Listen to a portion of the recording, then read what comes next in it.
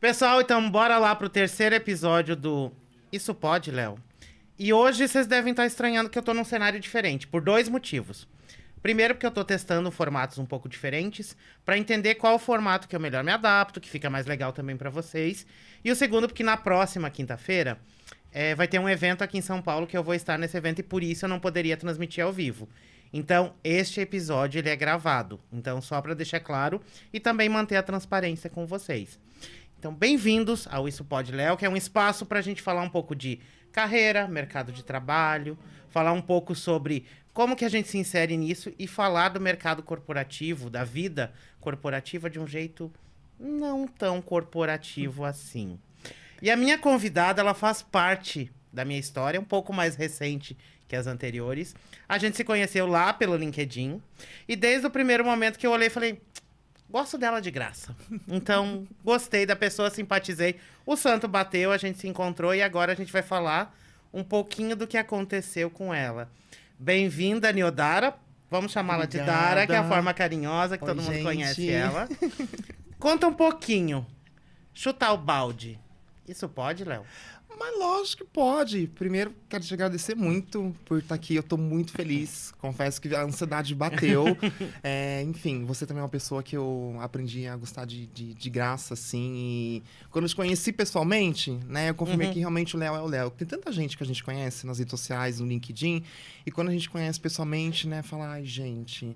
Era um personagem. Era um personagem. Poderia ter ficado só no virtual. E, enfim, o Léo é o Léo. Então, tô muito feliz por estar aqui. Que bom, pelo que convite. bom. Tô honrada. E sim, a gente pode sim, a gente deve chutar o balde. Eu acho que a gente chuta, na verdade, muito menos do que a gente deveria, né?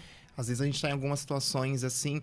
Sabe aquele episódio do Chaves, que tem a... Acho que é na casa da Dona Florinda, que tem um monte de goteira, tem aquele monte de balde, você vai andar... O Chaves pisa dentro do balde. Eu acho que às vezes a gente tá num cenários assim, que a gente tá com vários baldes que estão atrapalhando o nosso caminho, que estão impedindo que a gente siga, e a gente precisa chutar. Então eu chutei o balde e eu chutei com gosto, com muito orgulho. Pra não...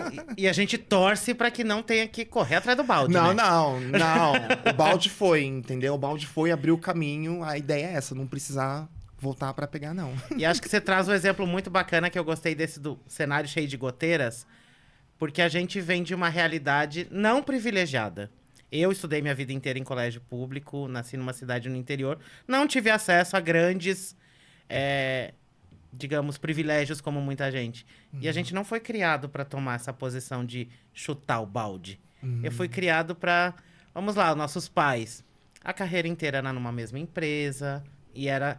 Nossa, você vai trocar de emprego? Como assim você vai trocar de emprego? E hoje a gente vê uma geração mais nova que troca muito mais rápido do que a gente.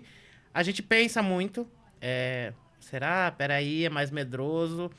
Então, acho que o exemplo ali da Dona Florinda foi perfeito. Mas conta um pouquinho a história da Dara. De onde você trabalhou numa das queridinhas do mercado e foi onde você chutou o balde. Mas tem uma história antes disso. Conta um pouquinho da tua trajetória pra galera conhecer...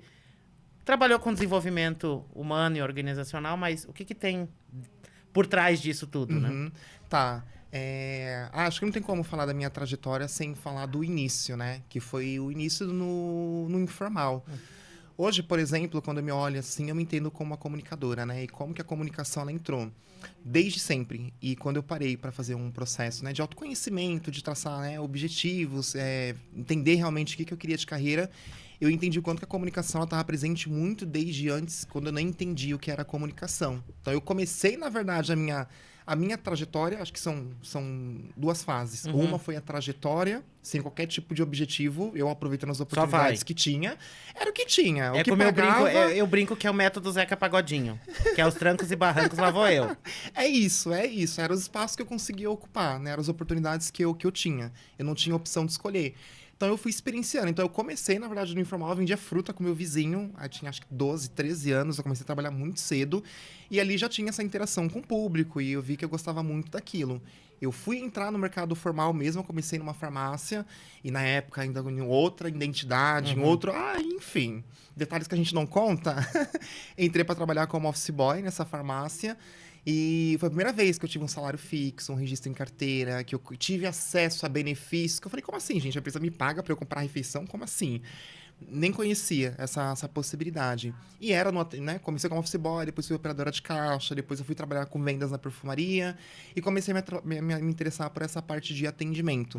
Um pouco depois eu fui mais para vendas em específico e trabalhei em telefonia. E tô viva, olha só, tá vendo? Eu também passei pelo telemarketing. Nossa, não, o meu era presencial. Eu também, Entendeu? E uma operadora aí que não dá pra citar nomes, mas nossa, gente, era o caos. Era o caos. O cliente entrava já assim na loja, querendo te agredir. Enfim, mas foi uma experiência incrível, né? Aprendi técnicas de negociação, né? E só que em vendas eu não me dei bem. Porque eu sempre tive um perfil mais de relacionamento. Eu sempre tive um perfil realmente que era mais pra se relacionar. E eu detestava ter que ficar oferecendo as coisas para as pessoas quando elas não queriam, sabe? Ter que ficar argumentando. E aí foi que eu comecei a descobrir a paixão por relacionamento. E aí, pouco depois, eu comecei a trabalhar em algumas outras empresas, que era mais para relacionamento mesmo. B2B. E aí eu fiz um curso, né? Eu fiz a minha graduação de gestão de recursos humanos. E na época eu confesso que eu fiz muito mais, porque era a faculdade que eu conseguia pagar. E na verdade era o FIES. E mesmo com o FIES ainda, eu só pensava, como é que eu vou pagar depois? Enfim, era um curso que tinha até uma grade que fazia sentido para mim. Fiz o curso e aí entrei na última experiência, onde eu fiquei 5 anos. E aí eu falo que aí sim foi uma parte da minha trajetória profissional, onde eu estava fazendo coisas que me agradavam, que faziam sentido para mim, que eu vi possibilidade de construir uma carreira, né? E não foi aquela construção de carreira linear, foi literalmente assim, eu fui de uma ponta a outra, experienciando coisas. Mas eu acho que cada vez menos é linear. No primeiro episódio, quando eu gravei, eu falei que uma pessoa, no linear eu viraria alguém comercial, gerente. E eu resolvo ir para outro lado. E cada vez mais é menos linear. Sim. E assim, até porque as profissões estão se reinventando, os cargos estão se reinventando, as empresas têm outros formatos, então a gente está menos preso do que era no passado. Basicamente, eu lembro assim, lá atrás, quando eu comecei a procurar, eu cursei sistemas de informação, gente, não tem... Muito a ver com você. Fiz um ano e eu falei, acho que não é pra mim isso daí. E aí eu fui entender que não era aquilo que eu queria. E muito eu escolhi pela questão de... Eu adorava computador. Eu adorava estar mas eu adorava estar ali fazendo outras coisas, não trabalhando no computador. E acho que cada vez mais a gente vai se reinventando e vão aparecendo coisas. Algumas porque a gente desperta o interesse e vai, e outras que meio que vai no Zeca Pagodinho mesmo. Vai empurrando. E acho que nessa trajetória dentro dessa empresa, você foi... Totalmente. Aproveitando o que surgiu no caminho. Foi. E eu entrei para trabalhar no atendimento, né? Eu entrei e comecei a trabalhar no atendimento, que era um atendimento do Reclame Aqui. Você imagina, alimentação, Reclame Aqui, pessoal com fome. Enfim, inteligência emocional, ela foi literalmente ali, lapidada. Nossa, lapidadíssima. Na porrada mesmo. E aí, depois de um tempo, surgiu a possibilidade de eu trabalhar com treinamento. Era, na verdade, treinamento, comunicação e diversidade num combo só. E foi a primeira vez também, e foi a partir dali, por exemplo, que eu comecei a me apaixonar por diversidade, que ver que realmente dava para falar sobre diversidade no espaço organizacional. E a partir dali eu falei, nossa, eu quero trabalhar com isso, eu quero trabalhar com coisas que falem sobre como eu posso contribuir para a vida das pessoas. Inclusive, eu assisti o último episódio e eu vi ela falando justamente sobre isso, que a escolha de carreira sempre tinha que, né, que em algum momento ela passou a decidir por algo que ela pudesse contribuir para a vida das pessoas. E eu me vi muito na fala. Porque é isso, eu queria, de certa forma, sentir que eu estava impactando a vida das pessoas ou conscientizando. E aí fui trabalhar com desenvolvimento de pessoas e foi onde eu aprendi como que se desenvolve, né, grupos subrepresentados, como que a gente cria uma estrutura para desenvolver pessoas levando em consideração as suas necessidades individuais. E, por último, comunicação. E comunicação, acho que foi a mais... que eu parei sempre, gente, comunicação. E aí foi quando eu revisitei toda a minha jornada e eu vi que a comunicação estava presente em tudo. Né? Que a comunicação sempre foi o diferencial, inclusive, para que eu pudesse estar nessas oportunidades, quando às vezes eu nem estava preparada. Foi literalmente uma aposta, né? Foram algumas ações afirmativas para que eu pudesse me potencializar. Mas eu fico muito feliz, porque eu consegui experienciar coisas que são... podem ser distintas, mas hoje, quando eu olho, me deu uma bagagem muito, muito interessante. Me deu um combo para eu conseguir ter um olhar 360 sobre várias perspectivas, sabe? Eu acho que a gente aprende muita coisa ouvindo os outros também. Eu acho que eu tenho aprendido muito nos eventos e agora com o podcast eu ouvi um pouco da trajetória dos outros e a gente aprender. Porque às vezes você apanha sozinho, muita gente tem pressa e às vezes não é a pressa que vai te levar para o melhor caminho. Eu tenho falado bastante sobre rede de apoio nos outros episódios, nos conteúdos que eu faço lá no LinkedIn. E muita gente não entende. Tem 2 pontos principais. A gente precisa de uma rede de apoio para poder chutar o balde. Dificilmente você vai chutar o balde sozinho, sem ter uma rede de apoio por trás. Seja uma família que te dá o suporte financeiro de moradia ou psicológico, seja amigos que podem te ajudar numa recolocação ou com oportunidade de trabalho. Mas tem uma parte que a galera esquece. Ela só quer uma rede de apoio, mas ela não quer ser a rede de apoio de alguém. Então aqui eu deixo um puxão de orelha. É uma mão de... É via dupla. Da mesma forma que você quer apoio, forneça apoio. Totalmente. Não é aquela coisa... Eu falo que é o boy lixo, né? Que é aquele que só aparece quando precisa. Você vê um oi sumida no WhatsApp. Sei. Vai me pedir alguma coisa. E aí, quando você decidiu sair dessa empresa? Você conversou com a família primeiro? Você avisou que você ia fazer ou... Foi? Não, eu avisei. Até porque... acho que não sou eu, né? Mas pra parte de nós, né? Que a gente tem um ponto de partida, que é um ponto de partida de subalternidade, de falta de oportunidade. A gente tem muitas inseguranças, né? Por mais que a gente olhe e fale, não, eu tenho competência, né? Eu estou aqui por competência. A gente tem insegurança, né? E eu iniciei meu processo, por exemplo, de transição, né? Me descobri uma pessoa trans nessa empresa. E eu estou experienciando agora o que é, de fato, você ser uma pessoa trans e estar buscando recolocação ou enfim, estar analisando realmente propostas. Então, eu precisei contar com essa rede de apoio no sentido de que, olha, eu estou pensando em partir para uma nova jornada. E aí? Eu precisava de um certo incentivo. Alguém que falasse, não, vamos, não, vai dar certo. E a rede de apoio fez muita diferença para mim, tanto para que eu pudesse ter segurança, tanto para que eu pudesse me olhar com um olhar realmente de potencialidade, de reconhecer o meu desenvolvimento nos últimos tempos, de reconhecer o quanto que eu aprendi, o quanto que eu contribuí e principalmente de reconhecer que as habilidades elas não ficam fixas no CNPJ. Você leva essas habilidades para onde você vai. Então a rede de apoio é principalmente nessa questão de segurança, sabe? De ter realmente a segurança psicológica para conseguir, assim, seguir o caminho. Tanto antes quanto agora também. Por exemplo, agora, simplesmente o fato de eu estar aqui falando com você também é algo sobre rede de apoio, né? O quanto que isso dá segurança pra gente, o quanto que isso projeta a gente para novos espaços. Então, sem a rede de apoio, eu não teria tanto ter conseguido algumas mobilidades sociais que foram importantes para mim, principalmente falando sobre o mercado corporativo, quanto me sentir capaz, sabe? De olhar, por exemplo, para um local e falar, eu não estou bem aqui. Eu não estou aproveitando o meu máximo. Isso aqui não é para mim. Isso aqui não é para mim. Sabe? Os propósitos que não estão mais alinhados, eu preciso procurar algo que faça mais sentido. Antes, jamais que eu faria isso. Impossível. Então, hoje, essa segurança também foi muito por conta da rede de apoio. E a maturidade também vai trazendo o que você quer e o que não quer.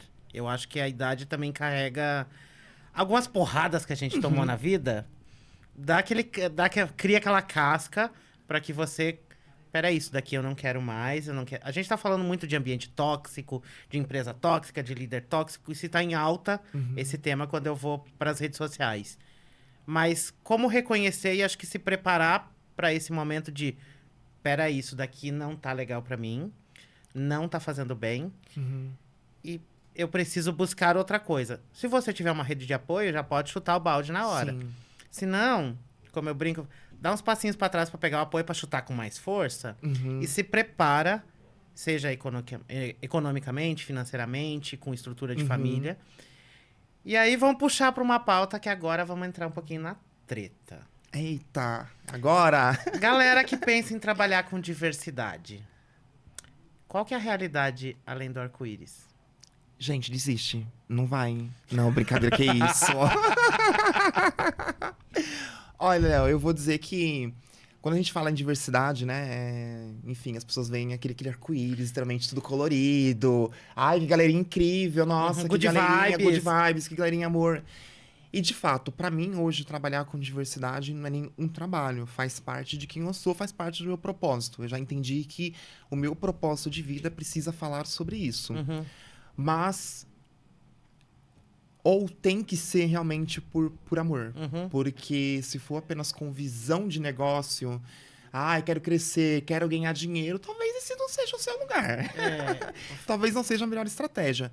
É muito gostoso, é muito. Energiza a gente saber que a gente está contribuindo para que mais pessoas ocupem, né, espaços e para que a gente contribua para a mobilidade social. Mas, ao mesmo tempo, também a gente encara um mercado que ainda não aceita a diversidade e inclusão com todo esse objetivo propositivo que tem. Ainda é um mercado que vê isso literalmente como, por que falar sobre isso? ou é um trabalho social. É um trabalho social. A minha empresa é boazinha. Exato. Aqui respeitamos todas as pessoas. Imagina, aqui não fazemos... Somos todos humanos. Quando Somos... eu leio isso, eu reviro tanto o olho, gente, que eu tenho medo de não voltar. Nossa, é péssimo. Somos todos iguais. Não. É péssimo. Então, assim, você tem que ter muita resiliência, você tem que ter muito propósito de fazer isso, muita intencionalidade, porque basicamente a gente está a maior parte do tempo convencendo o porquê de se fazer aquilo. E não propriamente aplicando de fato a diversidade, não propriamente desenvolvendo pessoas, não propriamente ajudando a liderança a criar um ambiente, um espaço seguro, mas literalmente tentando convencer o quanto que aquilo faz sentido, o quanto que aquilo compensa. E acho que até por isso que eu, nos últimos tempos, principalmente depois que eu me desliguei, né, da última empresa no corporativo, eu tenho literalmente me desafiado também a pensar em como que eu consigo projetar o meu corpo, a minha existência para outras perspectivas que não necessariamente são sobre diversidade e inclusão, mas entregam a diversidade, né? O fato de eu estar fazendo alguma outra coisa, ou o meu corpo está sendo projetado em algum outro espaço, fala também sobre a normalização, né, da minha existência, da minha identidade. Eu falava muito de diversidade diretamente.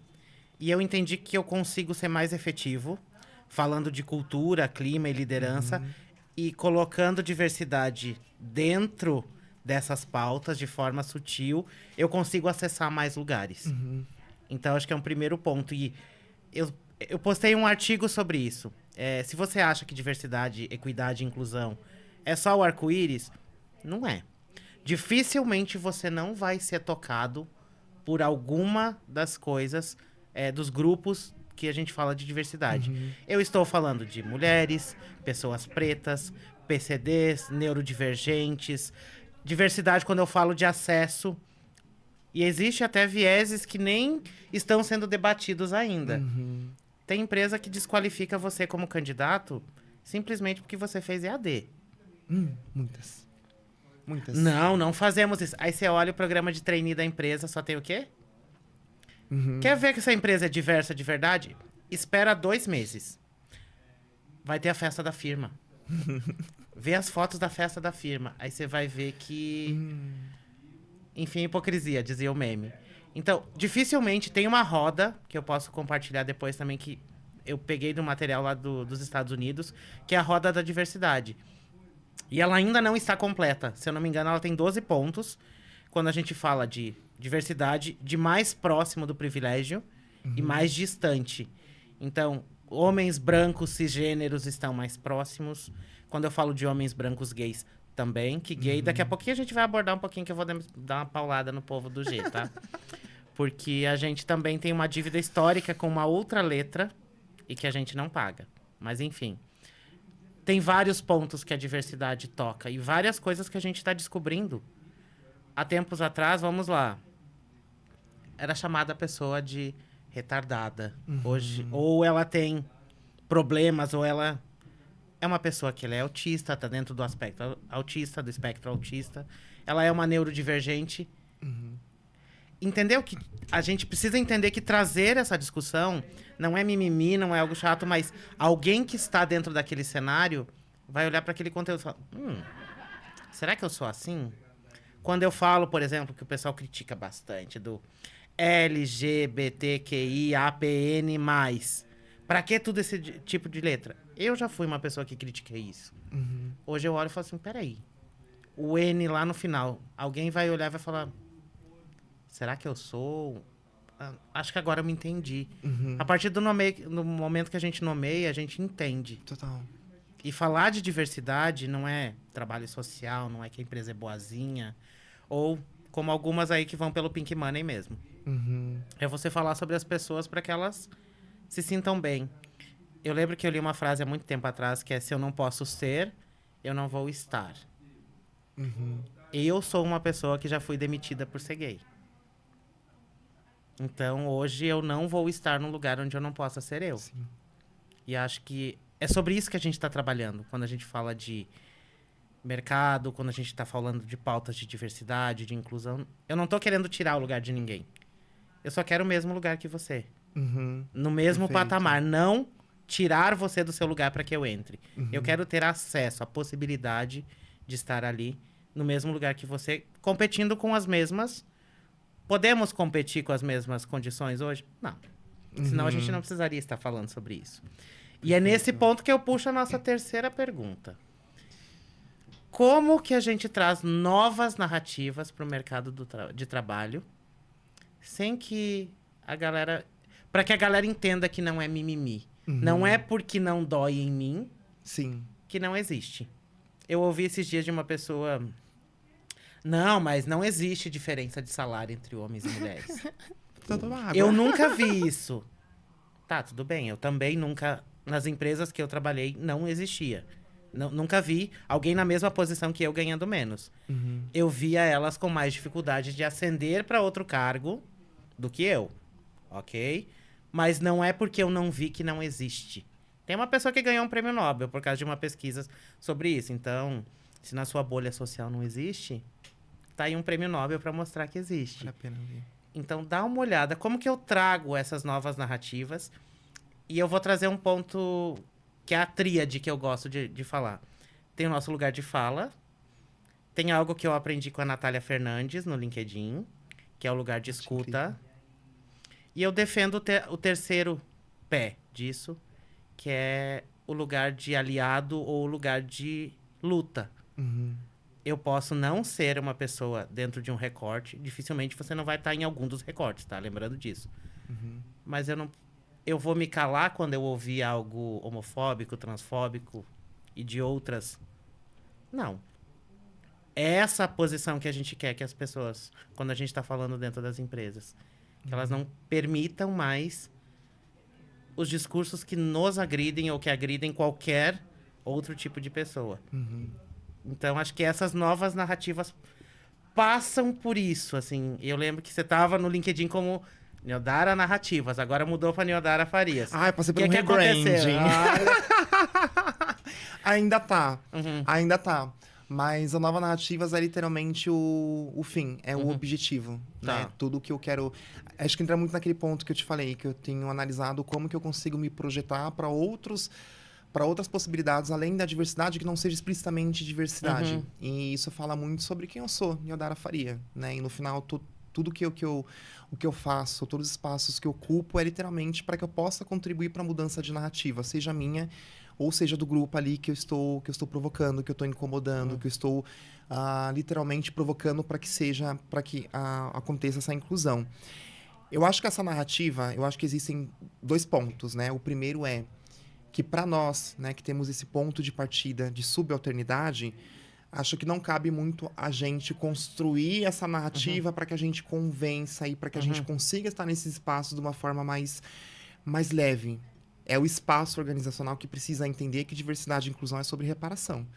Basicamente, a gente está falando sobre algo que sempre foi nosso e que foi tomado do nosso... Foi fruto do nosso trabalho, da nossa competência, foi fruto de toda a nossa história. E isso foi literalmente furtado de nós, isso foi embranquecido, isso foi ressignificado, isso foi estruturado.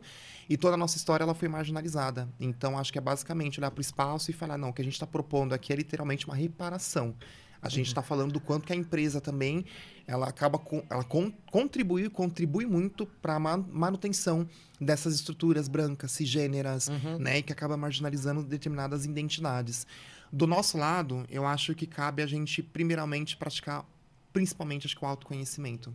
A partir do momento que eu comecei a me conhecer e entender o que me motivava, o que me desmotivava, o que eram valores para mim, o que era e o que não era negociável, eu passei, de fato, também a entender que em quais lugares, em quais espaços compensaria eu estar, né? E eu acho que também não dá pra gente desvincular o ser corporativo do ser social. né? Eu acho que em determinado... Eu lembro que quando eu comecei a falar sobre entrar no mercado de trabalho, né? Quando surgiram as possibilidades, eu lembro que se falava muito sobre essa persona, né? Corporativa, como se fossem duas pessoas. Você é uma quando coloca crachá e você é outra quando... E era comum, assim, deixa os problemas em casa. Sim. Nossa, sim, sim. Você Não tinha tem como. Não, não tem. Mas a gente Você tentava... vamos trazer para um exemplo bem clássico. Você tá gripada. Você consegue passar da catraca e falar, opa, Aham, fica aí. estou plena. É isso. Eu acho que a principal coisa que a gente também entendeu, puxando uma pauta disso, é que saúde mental é saúde. E você não escolhe Uhum. aquela coisa. Teve um burnout. As primeiras pessoas que tiveram isso, é fraco. Uhum. Não aguento o tranco. É frescura. É frescura. Da mesma forma que com depressão, com outras Uhum. coisas. Não dá pra deixar pro lado de fora. E eu vou puxar um gancho que eu vou fazer um trocadilho já. Ai, vem. Que eu já vou batizar talvez o nome do seu podcast. Olha!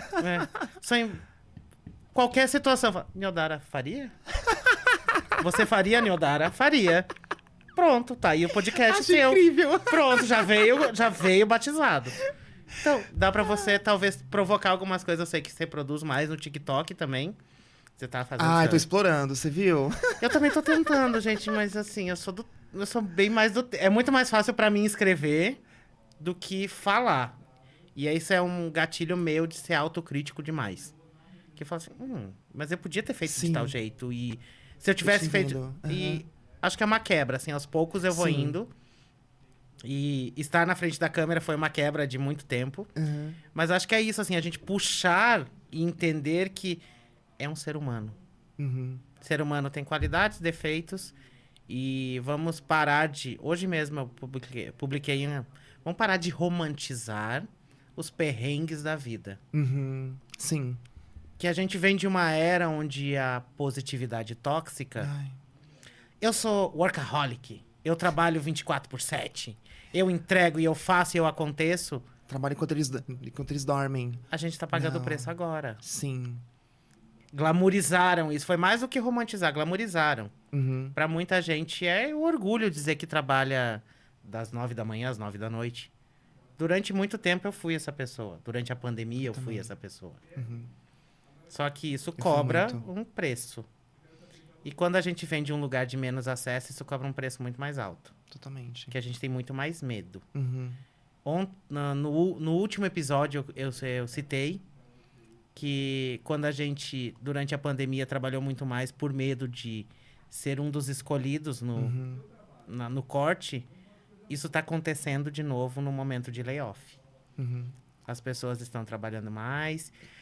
E também as empresas, queridas empresas, estão sendo sem vergonhas nesse momento. Porque quanto mais gente tem no mercado de trabalho, mais esdrúxulas são as exigências para contratar alguém. Sim. Você olha assim, é absurdo. Esses dias uma pessoa me mandou assim, tem uma vaga aqui para assistente. Quando eu olhei a qualificação, era a qualificação de um gerente. Posições de trabalho precárias, né? Uhum. Uhum. Todo mundo pode escolher, e aí eu volto no ponto da gente não culpar a vítima. Todo mundo pode escolher. Às vezes a pessoa precisa trabalhar. Ela tem filho para alimentar, ela tem aluguel para pagar. Ela vai se sujeitar. Uhum. Por um tempo. Sim. E eu não posso julgar aquela pessoa e dizer, mas também tem, a fulana aceitou. Uhum. Eu não sei a realidade dele. E acho que quando a gente tá falando de diversidade também é esse ponto. Eu não Total. sei o que dói nele. Uhum. É muito fácil julgar. Da posição que eu estou, eu não sofro isso, então não existe. Existe. É só você desenvolver o seu lugar de escuta. Totalmente, Léo. Senta, escuta, filho. Aprende com o outro. Uhum. E quando eu falo de carreira, entra nisso tudo.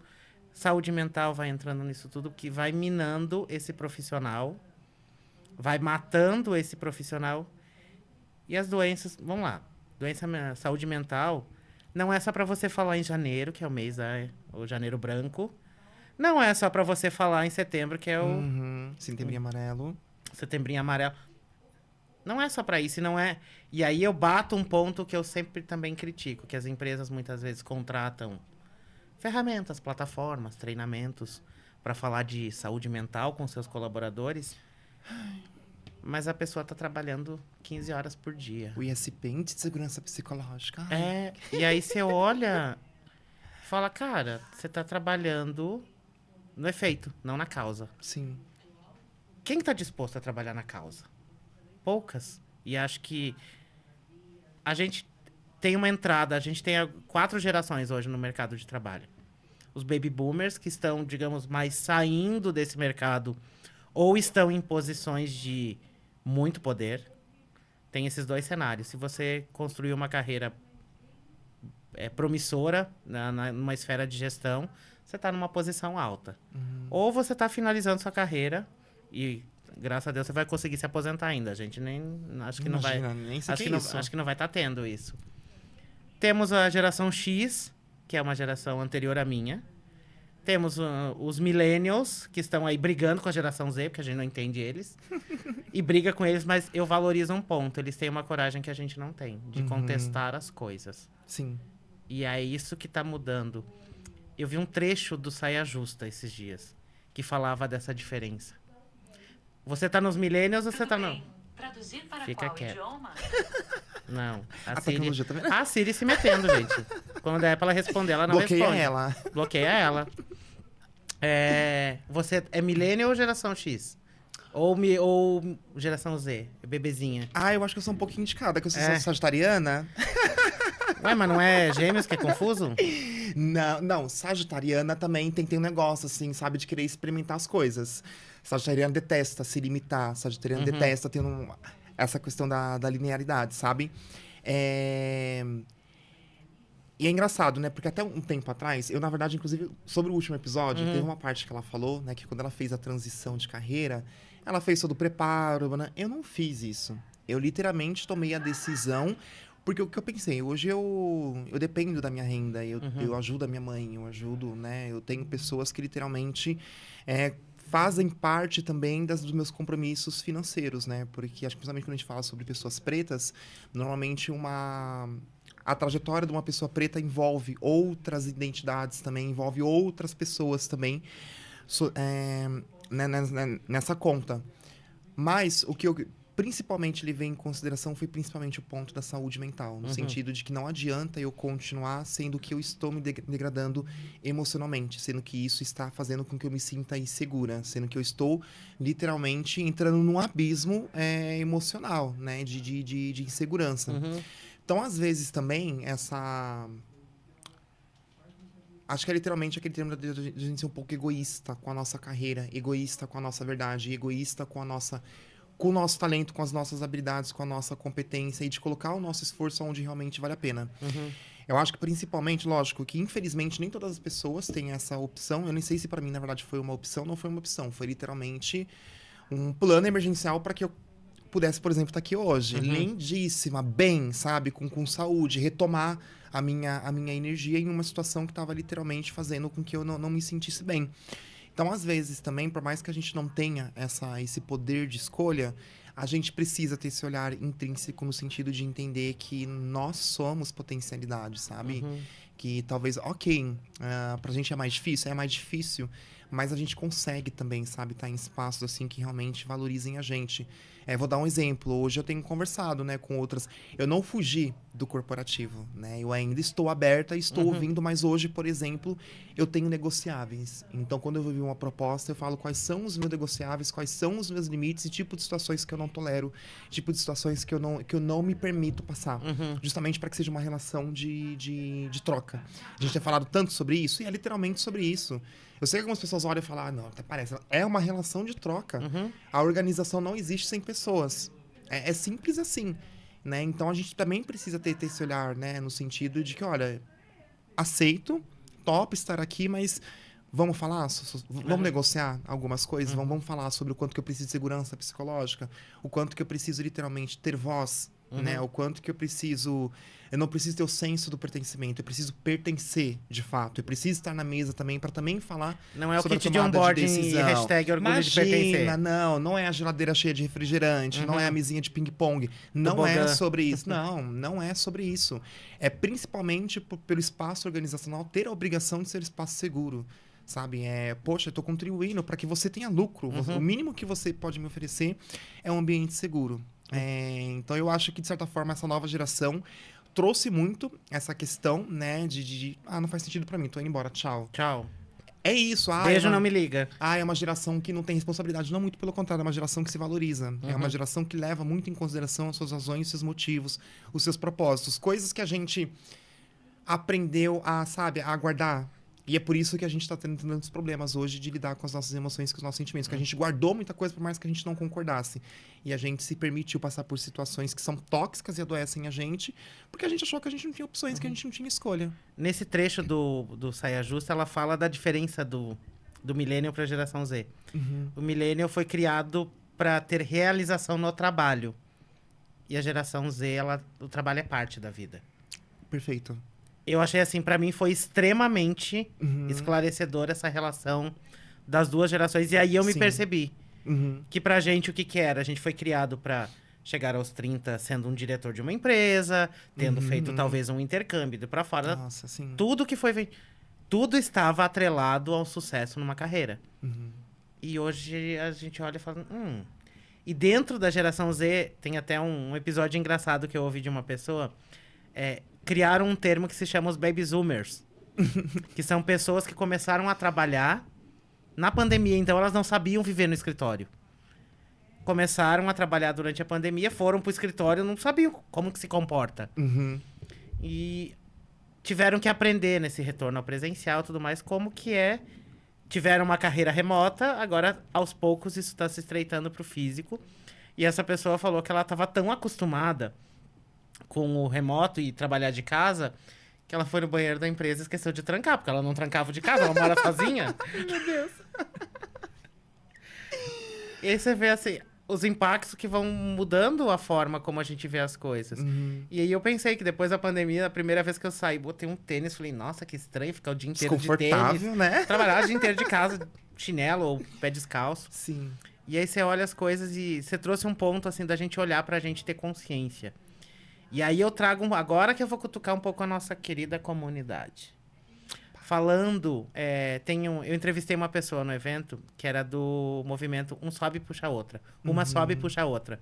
Que são as mulheres que, assumindo postos de liderança, assumem o compromisso de puxar uma outra. Sororidade. Eu acho esse movimento fantástico e deveria ser necessário. Pauta de outros recortes. Da mesma forma, uma pessoa preta subiu... ajude outra a subir também. E isso não é um ajudar de caridade, tá?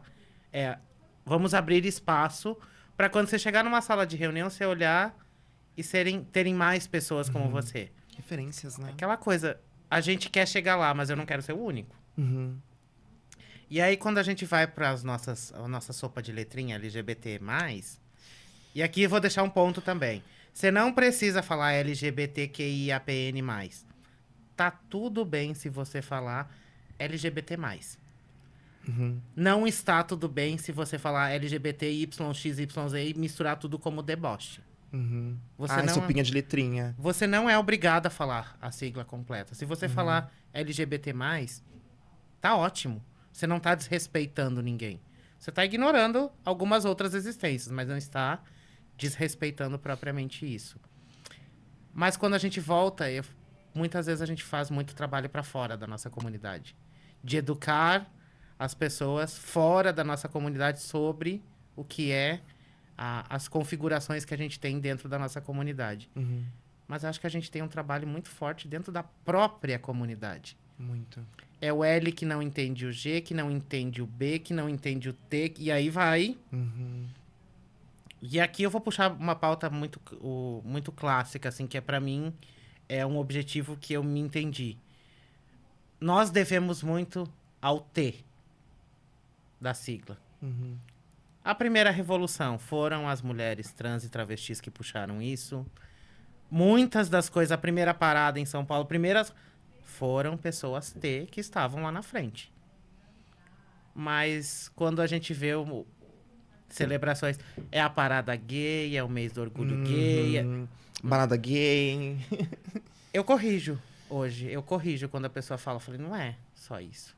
Então, acho que a gente tem como comunidade que assumir um compromisso, 2 compromissos, primeiramente. Você conquistou uma posição de poder ou de liderança, abra espaço para que outras pessoas iguais a você ou dentro da nossa comunidade ou dentro de recortes de diversidade cheguem nesse mesmo ponto. E nesse ponto eu vou priorizar sempre que eu puder as pessoas T. Porque elas são as pessoas mais difíceis, e eu falo elas como pessoas. Não, porque existem mulheres trans, homens trans, existem não binários. Eu vou priorizar sempre porque são as pessoas mais difíceis de acessar no mercado corporativo. Então, fica uma provocação aqui, que a gente precisa trabalhar para fora da comunidade, mas dentro da comunidade tem bastante trabalho. Tem muita coisa. Tem muita coisa. A gente... É isso, né? É uma comunidade que não aprendeu a trabalhar e lutar em união, né? Basicamente, a gente acaba sofrendo pelas mesmas coisas. Machismo, por exemplo, é algo que, independente de qual seja a sigla, a gente acaba sofrendo muito com essa estrutura machista. E a gente não senta na mesa, de fato, para a gente conversar e para a gente falar sobre isso. E para a gente debater como que a gente consegue caminhar em coletividade, mesmo que a gente tenha vivências que são vivências diferentes, mas que em coletividade a gente consegue chegar a... com mais força, né? Com mais dos nossos. Não existe uma hierarquia, né? Não existe. Não existe. Lógico que existem, né, siglas. Hoje, realmente... Hoje eu sei que foi uma sorte, assim, eu ter conseguido ter experienciado, né? De 2 possibilidades, né? De existência, né? Que foi a possibilidade cis e a possibilidade trans. E hoje, sendo uma pessoa trans, eu entendo o quanto que é vulnerável várias situações, o quanto que é... Até no mercado, né? Eu tive também essa vivência, né? De no mesmo espaço eu conseguir ali performar as duas possibilidades de identidade. E é completamente diferente a forma como as pessoas te olham, a forma como as pessoas te veem como competente, a forma como você tem que... Às vezes, sei lá, parece que provar o que você merece, sabe? Tá ali. Então, acho que também é isso, sabe? É muito no sentido de como comunidade, como que a gente se olha, no sentido de respeito, de acolhimento, de entender que talvez a gente tenha que se unir para ajudar uma sigla em específico. E aí a gente ir aos poucos, sabe? Falando literalmente sobre todas essas lutas. Acho que quando a gente entender que todos nós somos tocados por diversidade, a gente começa a ter um caminho um pouco melhor. Totalmente, totalmente. E que existem outras possibilidades também, que nem todo mundo vai se encaixar nessas siglas, né? Então, por exemplo, pessoas né, que são não binárias, nem todas se identificam como trans. E tá tudo bem. Não adianta dizer, mas ok. Se ela com ela mesma. É isso, sabe? Respeitar que as pessoas também hoje têm uma necessidade de não se encaixar. E eu acho isso incrível. Porque durante muito tempo eu tive muita dificuldade, por exemplo, de olhar algumas coisas e falar, nossa, mas eu não me encaixo, o que eu faço? Agora você fez eu lembrar de um trecho do encontro com a Fátima Bernardes, que ela perguntaram pra Pablo Vittar se ela tinha muita dificuldade de se encaixar. E a resposta dela foi brilhante, que ela falou que a dificuldade dela é não se encaixar. Por que a gente tem que estar sempre dentro de uma caixa? É isso. É isso. Parece que você precisa estar numa caixa para que você consiga existir. Para que as pessoas consigam te ler de uma forma correta, né? Para que as pessoas consigam te ler como humana. Como uma Peraí, pessoa. você, tipo, fica... mas eu não entendo. Você não precisa entender, basta que você me respeite. Porque às vezes até a gente também não se entende. A gente tá nesse processo também de se entender e algumas coisas a gente não sabe titular. A gente não sabe dar nome. A gente só tá literalmente performando aquilo, mas a gente inclusive não quer também, de repente, ter uma explicação racional sobre aquilo. É isso, é diversidade humana mesmo. E aí, nenhum de nós está livre de errar. Mas existem 2 posturas perante o erro. Errei e vou contestar, falar que é mimimi, que a pessoa tá exagerando. Ou, peraí, me conta. Me conta. Eu nasci no sul do país. É um lugar, assim, onde racismo... né? Eu cresci ouvindo coisas sobre isso, sobre quem eu sou também, que por mais que falem que gaúcho... Eu cresci ouvindo coisas, eu vejo coisas sobre mulheres e tudo mais, mas eu estive disposto a aprender. A sentar e ouvir. Eu nunca vou saber como que é viver na sua pele. Mas eu posso ter uma noção disso e mudar algumas coisas em mim para que eu melhore a forma com que você vive. E acho que quando a gente puxou o tema de chutar o balde, acho que a empresa também trabalhar para isso. Não é um trabalho social. Diversidade já provou que dá lucro. A gente não está falando de pauta social. A gente está falando de pauta Até eu vi uma figurinha esses dias que era atingimos a equidade de gênero. Só tinha homem na sala. E eu amo o filme da Barbie por Só causa não falei disso. qual é a equidade. Eu amo o filme da Barbie por aquela cena que ela chega na Mattel e a diretoria inteira é homens. Então, homens dizendo que seria produzido para mulheres. Pra mim, o filme é um dos melhores filmes que eu já assisti, porque ele provoca de uma forma muito sagaz. Sim. Então, quem não assistiu, perdeu, deve estar nos streamings da vida por aí. Então, acho que quando a gente fala da empresa preparar isso, e não é preparar na página de carreiras, ai, que bonitinho, somos diversos. É como eu brinco às vezes. Pessoa preta sorrindo. Ai, que linda, Vem que linda a sua página de carreira. Pena que eu já trabalhei aí. E eu sei como funciona. Então, muito antes de colocar na fachada, na sua página de carreiras, nas suas redes sociais, existe um trabalho muito grande antes. Que muita gente acha que é só o RH que tem que fazer. Perfeito. O RH pode capacitar líderes e gerar estruturas que proporcionem isso. Mas é a liderança que vai manter. É lá na ponta. Adianta eu formar toda uma ideia de empresa inclusiva, justa, equânime, diversa, se quando houver uma demissão, um layoff ou um desligamento que precisa ser feito, a primeira pessoa que esse líder vai escolher é alguém de recorte. A gente viu acontecendo. Muito. A maior parte das pessoas que sofreram layoff eram de setores de diversidade ou mulheres. É a prova. Ele nunca vai escolher um igual. E provocar esse tipo de reflexão na pessoa é muito de um papel que eu tenho trabalhado. O que eu faço no LinkedIn, que muita gente fala, não, tudo que falavam pra não fazer, eu faço lá. Eu taco meme, eu taco GIF, eu taco print do Instagram, vai de tudo. Veio a ideia, vai. Sou rebelde. Eita, é bem isso. Tudo que falavam pra não fazer, eu faço. Tem uma pessoa que falou um dia assim, tem que postar 3 vezes por semana. Mas eu faço isso por dia, gente? Peraí. Não é difícil. Mas o meu papel é de ser provocativo. De a pessoa olhar e falar, será que eu faço isso? Será que eu sou assim? Será que a minha empresa é assim? Será que eu tô na carreira errada? Existe uma outra possibilidade? Eu tenho falado bastante de transição de carreira. E hoje de manhã eu acordei com uma mensagem no inbox com alguém pedindo para orientar. Me ajuda, eu quero mudar de carreira. O que eu faço? E aí lá um pouco atrás você falou sobre propósito, descobrir o nosso propósito. Eu acho que eu fui descobrindo também. O LinkedIn me abriu essa porta de eu falar. Escrevendo, né, gente? Me comunicar escrevendo sobre esse tipo de coisa. E aos poucos eu fui descobrindo esse propósito. E propósito é algo que foi... Sabe a varinha do coach que transforma as coisas? Sei. O coach transformou o propósito numa commodity, digamos assim, numa coisa banal. Propósito você não vende, você não insere isso numa pessoa. Você pode colaborar para que ela descubra. É isso, perfeito. A galera pega teorias, temas, coisas que são muito densas e transforma numa pílula e coloca isso... Aí chega na entrevista de emprego. Qual que é o seu propósito na empresa? Oi? Pagar minhas contas. Total sentido. Por que você escolheu a nossa empresa? Porque eu tô precisando trabalhar? E vocês têm vaga? Vamos lá. E acho que é nesse ponto que a gente fala de ter esse cuidado, acho, quando a gente vai falar de carreira. E muitas vezes se vende uma coisa durante todo o processo. Quando chega lá na ponta, fala, peraí. Dá 2 dias, a pessoa fala, não foi isso que me venderam, não. Tá diferente. Tá algo de diferente. errado. Não li essa cláusula. Não adianta você mentir. A pessoa não vai ficar. Você vai gastar com todo o processo de onboarding, documentação, tudo mais. E a pessoa não vai ficar.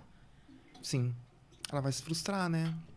E acho que um outro ponto é você, como gestor, como empresa, assumir em qual ponto da jornada você tá. Eu quero ser uma empresa diversa. É mais bonita eu falar eu quero ser e estou trabalhando para isso, do que ir lá e falar, eu sou diversa, e quando a pessoa passar da catraca vai falar, Uhum. não é bem assim. Então, acho que você trabalhou numa área de desenvolvimento humano e recebia muita gente que estava entrando nessa empresa. E acho que tem que ter esse cuidado quando a pessoa chega. É muito triste a gente se sentir enganado. Nossa, totalmente, Léo. E sobre o ponto, inclusive, que você falou sobre propósito, eu acho que até para nós que estamos, de certa forma, assim, em plataformas, em espaços, para a gente compartilhar, né, de conhecimentos, de vivências, de provocações, inclusive eu já fiz isso e hoje eu olho e falo, não. O quanto também que a gente precisa reconhecer que nem todas as pessoas têm um propósito. E algumas pessoas eles vão passar por toda essa vida e elas não vão saber qual é o propósito delas. Às vezes, realmente, elas não têm um propósito, né? E, às vezes, a organização é qual que é o seu propósito. O quanto que isso força também que a pessoa, às vezes, busque caminhos e comece a criar, às vezes, até trajetórias que não são trajetórias especificamente que vão falar sobre ela, por essa necessidade da gente ter que ter um propósito. O meu foi literalmente isso. Desde pequena, eu sempre fui muito inconformada com a minha realidade, mas eu não sabia que eu poderia fazer alguma coisa com aquilo. Eu não sabia que aquilo, de fato, poderia ser mudado de alguma forma. E com o decorrer da vida, eu fui entendendo o que eu poderia fazer, como que eu poderia usar do meu corpo, da minha existência, para que eu, de certa forma, mudasse isso de alguma forma, conscientizasse de alguma forma. Então, acho que o propósito também ele é algo que fala muito sobre algo que eu falo muito também, que é sobre o tempo que cada pessoa tem. Cada pessoa tem um tempo, cada pessoa, de repente, cria e desenvolve essa mentalidade em algum determinado tempo ali da sua jornada mesmo, sabe? Não dá pra forçar e não dá pra você, eu preciso. Não, você vai sentir isso naturalmente. Às vezes vem, por exemplo, o seu propósito de uma situação de conflito. O quanto que, por exemplo, a minha saída, por exemplo, dessa empresa me deu muito mais certeza sobre coisas que eu quero fazer, sobre coisas que eu quero falar e sobre coisas que eu quero provocar. Coisas que eu vivi, por exemplo, que hoje eu trago no meu discurso de diversidade, como quando uma empresa me chama, por exemplo, para fazer uma palestra. O quanto que eu trago isso também para provocar a empresa? Olha, vocês não podem fazer isso, isso, isso, isso. Esse tipo de situação faz com que a gente realmente adoeça, faz com que a gente não sinta pertencente. Então, acho que, de certa forma, eu acho que a gente precisa focar mais em experienciar as oportunidades ali que a gente tem.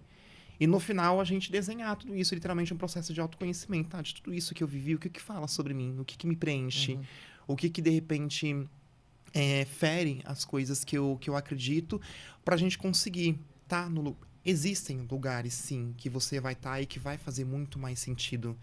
Existem lugares que você vai estar e realmente vão valorizar quem você é, vão valorizar as suas próprias provocações que você traz e vão entender aquilo literalmente como uma chamada para ação. Ó, gente, não tá funcionando, vamos pensar como que a gente melhora? Principalmente para essa nova geração que tá chegando aqui, não tem... Que é tudo pra ontem. É que é tudo tudo em pra 15 ontem. segundos. E nós temos muita paciência ainda de sentar e conversar, falar, olha, não tá legal. A nova geração vai falar, olha, não tá legal, não gostei, tô saindo, tá? Mas não quero. Não quero. Eu vou... Não vou É te dar a isso. segunda chance. É isso, não tem. Então, o que a gente tá fazendo, na verdade, é falando, olha, vocês precisam, o mesmo senso de velocidade que vocês têm para falar sobre inovação, sobre mudança de meta, vocês também têm que ter para falar sobre o quanto que o negócio precisa mudar e precisa se inovar para receber pessoas, para receber diversidades, para receber pluralidades, sabe? Então, eu acho que tem a somatória, assim, meio que de tudo isso. O propósito, sim, ele é muito importante. O propósito, sim, ele te ajuda a estar no lugar certo. O propósito, sim, ele te ajuda a, talvez, entender desse caminho, como que você pode chegar. Mas também dá pra você experienciar, dá pra você brincar. Eu brinquei muito também com esse propósito. Tal coisa. Vamos ver. Como que eu consigo? Acho que a gente chega no mercado, o primeiro propósito é o quê? Ganhar dinheiro. Ganhar dinheiro, pagar as contas, entendeu? Comprar coisas É. que a gente não podia comprar. Exato. E é muito gostoso quando você consegue Nossa, comprar as muito. primeiras coisas. Muito. Então, se você tá começando na carreira, tá mudando de carreira, é um ponto de você pensar o que você gosta. Uhum. E nem tudo é sobre grana. Claro que eu não vou romantizar a pobreza. Uhum. Ai, passar perrengue é horrível. Ninguém tá falando. Por mais que o mercado. Não, que você tem que buscar o seu propósito, independente de quanto você ganhe. Você pode ter um lindo propósito e no final do mês não ter o que comer. Não é isso que a gente tá falando. Seu propósito é você descobrir o que você gosta. Qual o objetivo de trabalhar. Se você conseguir achar o propósito que te dá dinheiro, ainda deu match ali, ó. Pode marcar o date entre os dois, né? Vai demorar às vezes. Vai demorar. Vamos lá. Puxando meu caso, eu comecei minha carreira no exército, gente. Imagina eu no exército. Nossa, Léo, exército, tecnologia, né, no computador. O que aconteceu com essa... A pessoa... Eu já nasci prematuro, porque eu já tava cansado de estar lá dentro. Então, eu já nasci um pouquinho acelerado. Então, acho que você descobrir isso vai demorar muito tempo. E talvez você tenha várias carreiras ao decorrer da vida.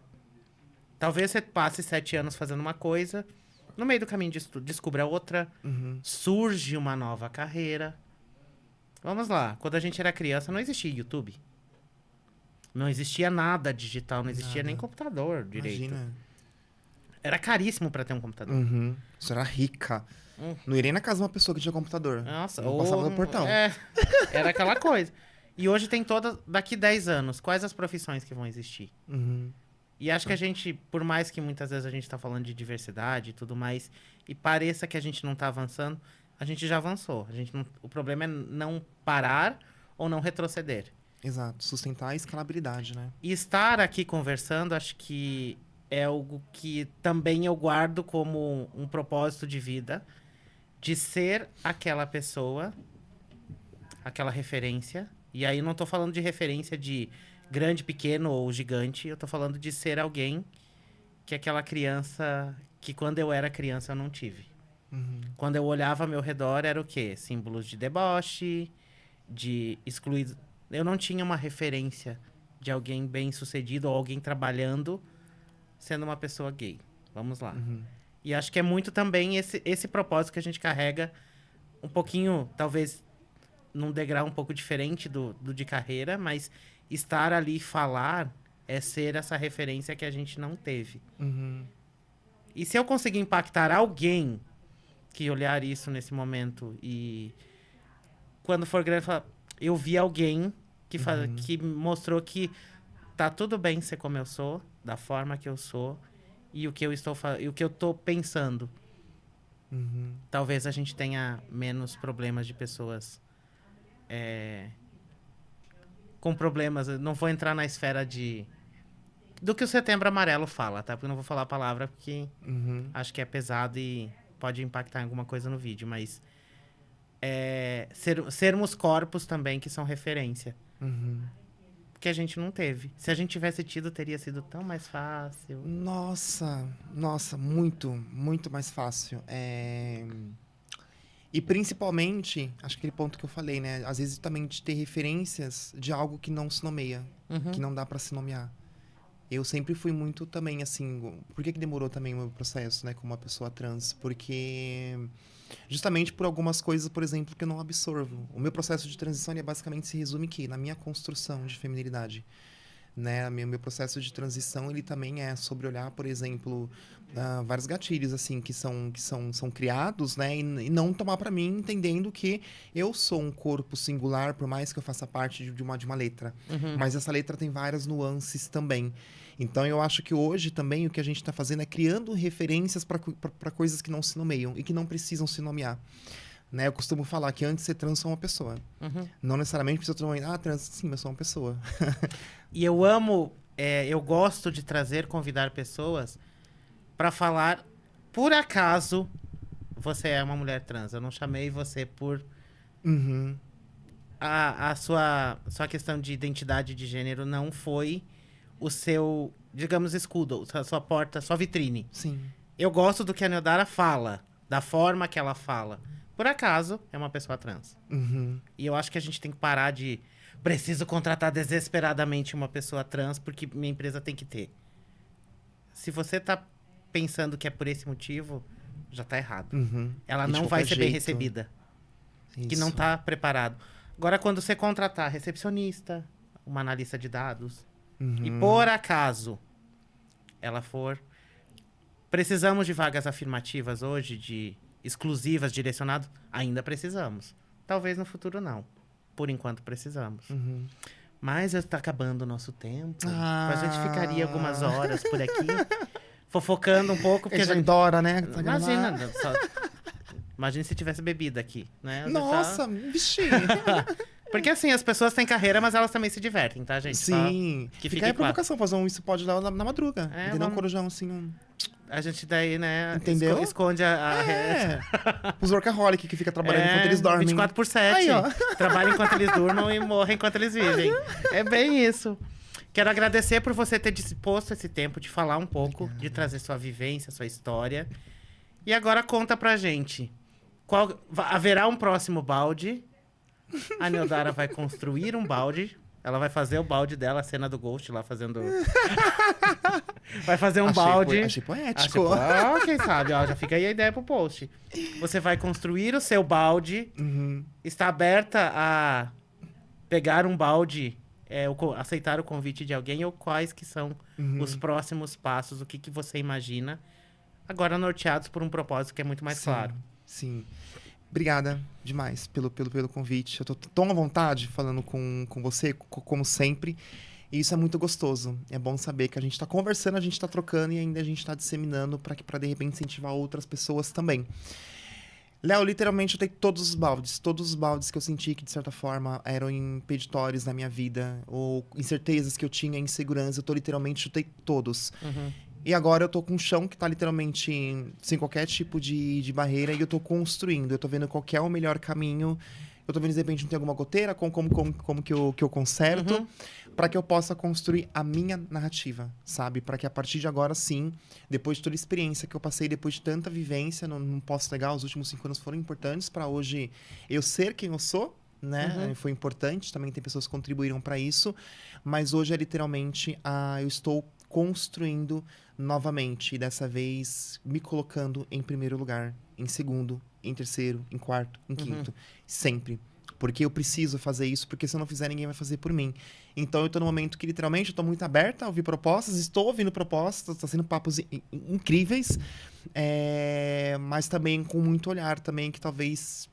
Se o CNPJ, se um carimbinho na CLT não me preencher, que eu vou usar aí para outros espaços. Eu venho de uma situação de extrema pobreza, de vulnerabilidade. Eu não tenho medo de tentar, de começar do zero, de ter que fazer outras coisas. Enfim, Neodara Narrativas está literalmente para construir narrativas.